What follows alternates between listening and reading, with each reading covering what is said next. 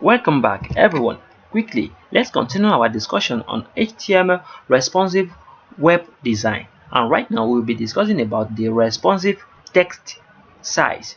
The text size can be set with a VW unit, which means the viewport width. That way, the text size will follow the size of the browser window. Like this hello world right now, when we resize the browser window to see how the text size scales, we are going to see how it looks. So for example, you're going to have your, when you have your h1 tag, inside it we are having our style attribute. Inside it we can have our font size. So then we are giving our font size a value which is 10 viewport width, which is 10 VW. So that is the value we are giving our font size. We are giving our font size what? 10 VW. And also we now give it a text. So viewport is the browser window size, and one viewport width is equal to 1% of the viewport width. If the viewport is 50 cm wide, definitely one viewport width is 0.5 cm. So quickly, let me show you how this works. Back to our browser. As you can see, our browser is empty right now, and back to our code, we are having nothing right here now. And quickly, let's write h1 tag. We'll write the h1 tag. Let's just write hello everyone. Let's just write hello everyone. Let's write hello everyone there and reload our browser. As you can see, our browser currently right now the way it is. So now let's give it viewport width.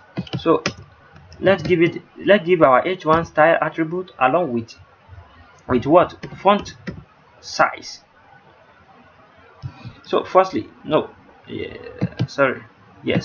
with the font size. As you can see, this is font size. I think in our previous tutorial we have been discussing about the font family so far, and we have been discussing about the font size also so far. So I hope you can follow along with this also. So font size. So we are using the font size, and you are going to give it 10 viewport width, which is VW. VW means viewport width. Don't you forget. Now let's reload our browser. Can you see how our browser is looking now? How our hello everyone is looking now? Our h1 is looking bigger. So now let's now increase and decrease our browser and check the size of the h1. Can you see how it's looking? It's scaling itself automatically. Can you see? It's scaling automatically. Now let me remove this attribute completely and save our browser and save our document and see how it looks when we scale our document. Can you see? It's not scaling when we are scaling it. It's not increasing, it's not decreasing when we are scaling without the viewport width. But when we specify the viewport width and reload our document, it gets bigger first, and also it's getting smaller every time we control our browser, every time we change the size. So let me show you how this can work very well. On, as you can see, this on mobile phone right now, this is how it's going to look, and on laptop it's going to look like this. So be careful whenever you want to specify this. So as you can see, you can just let's just give it one viewport width. I think. Can you see how it looks now on the mobile? And when you increase it on your laptop, can you see how it looks? That is one viewport width. And let's give it 5 viewport width.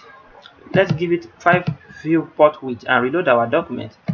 Can you see how it's looking now? Now let's make it big. As you can see, can you see how it's looking now? Can you see on mobile? As you can see how it's looking. So whenever you want to use this, be careful with it. So depend on what you want to do, but whenever you want to use it, just be careful with it. So use it at your own convenience. So that's what I can say about this at the moment, and what akorede ayofe is mining. I wish to see you guys next time. Have a great day. Thank you so much. Bye bye, and to the next.